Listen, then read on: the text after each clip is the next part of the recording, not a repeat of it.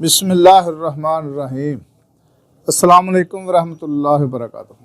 नाज़रीन, मैं हकीम खालिद महमूद नक्शबंदी मुजद्दिदी एक नई वीडियो के साथ हाजिर हूँ और आप सबको अपने चैनल पर खुशामदीद कहता हूँ। नाज़रीन, चैनल को सब्सक्राइब करें और बेल आइकन ज़रूर दबाएँ ताकि आपको हर रोज़ नई आने वाली वीडियो सबसे पहले मिल सके। वाइज़ा मृत्यु फ़ाहुव यशफ़ीन, जब भी मैं बीमार होता हूँ वही अल्लाह शिफा देता है। शिफा देने वाली अल्लाह की ज़ात है। दुआ खाने से पहले ये दुआ लाज़िम पढ़ लिया करें। नाज़रीन, आज का मेरा मौजू है सीने में जमी हुई बलगम को निकालने के लिए ऐसा नुस्खा है जो कि बहुत ही मुजर्रब है और कामयाब है, आज़मूदा है। आपको इल्म होना चाहिए कि जब बलगम जम जाती है फेफड़ों में तो उसको निकालने के लिए बहुत सारे हरबे इस्तेमाल करने पड़ते हैं और कई दफ़ा ऐसा होता है कि वो निकलने का नाम ही नहीं लेती और उसको खांसी जो है वो दिन ब दिन मरीज़ को तंग करती है। और जब तक अंदर सीना साफ़ नहीं होगा उस वक़्त तक वो खांसी भी नहीं जाती, अंदर बलगम जम जाती है, जिसकी वजह से मरीज़ जो है ना वो परेशान रहता है। जमी हुई बलगम को निकालने के लिए नुस्खा बहुत ही मुफीद है। आप इसको भी बनाएं, आजमाएं और मुझे दुआ में याद रखें। सबसे पहले तो एक इसमें चीज़ डाली जाती है रुब अल सोस, मलट्ठी का रुब।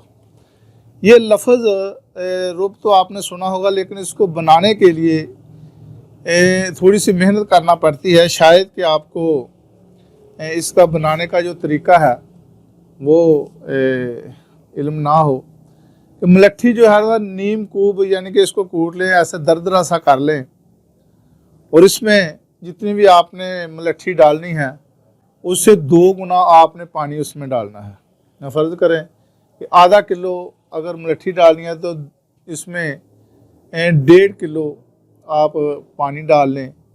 तो इसको इतना पकाएं कि जब आधा रह जाए तो मलट्ठी जो है ये किसी भी बारीक कपड़े से इसको छान लें, उसका जो बुरादा होगा वो अलहदा कर लें और जो पानी बचेगा उसको आप दोबारा पकाएं और दोबारा इतना पकाएं कि वो जब जमने के करीब हो जाए तो उसको आप उतार लें। तो ये होता है रुब। किसी चीज़ का भी रुब निकालना हो तो ये इस तरीके से निकाला जाता है। ये इसमें एक चीज़ डाली जाती है रुब अल सोस, मलट्ठी का रुब जो है वो इसमें डाला जाता है। तो सबसे पहले तो आपने जो चीज़ लेनी है वो है नुशादर। नुशादर आपने 2 माशा हासिल करना है। ये आम सी चीज़ है, मिल जाती है, ये पंसार के स्टोर से आपको चीज़ें मिल जाएंगी। दूसरी चीज़ है बेखमदार खुशक, यानी कि ये जो आक होता है सड़कों पे आम होता है या वीरान जगहों में होता है, इसको आक भी कहता है। वैसे इसका जो तिब्बी नाम है वह मदार। उसकी जो जड़ है ये खुश्क जड़, आपने उसकी जो जड़ का छिलका वो आपने हासिल करना है।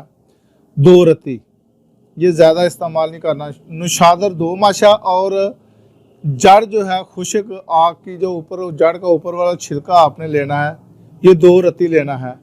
और काली मिर्च भी आपने 2 रत्ती हासिल करनी है, वो 2 रत्ती इसमें काली मिर्च डाल लें। और रोबल सॉस ये 10 माशा इसमें शामिल करना है। ये तमाम चीज़ों को मिलाकर इसको यानी कि इसकी आपने 30 गोलियां बनानी हैं। ये चंद चीज़ें हैं, दोबारा आप सुन लें। नुशादर 2 माशा, बेखमदार मदार यानी कि आग की जड़ जो है उसकी जड़ का छिलका आपने 2 रत्ती हासिल करना है। काली मिर्च आपने 2 रत्ती लेनी है। रोबल सॉस जो मैंने पहले तरीका बताया वो 10 मासे हासिल करनी है आपने। ये चीज़ें तमाम मिक्स करके इसकी आपने टोटल 30 गोलियां बनानी है। और 1 गोली आपने इसको जुशांदे के साथ या जो अलसी होती है उसकी चाय बनानी है। चाय पत्ती की जगह आपने अलसी डालनी है और उसकी चाय बनाकर आपने ये दिन में 4 मरतबा गोली जो है चूस कर खानी है। इसको चूस कर खाएं और ऊपर से जुशांदा पी लें या अलसी की चाय पी लें। दिन में 4 मरतबा करें। इंशाल्लाह ताला चंद दिनों में जितनी भी बलगम जमी हुई होगी वो इंशाल्लाह सारी की सारी उसका अखराज हो जाएगा और मरीज़ जो है वो बिल्कुल तंदुरुस्त हो जाएगा। खुदा हाफिज़। अस्सलाम वालेकुम रहमतुल्लाहि व बरकातहू।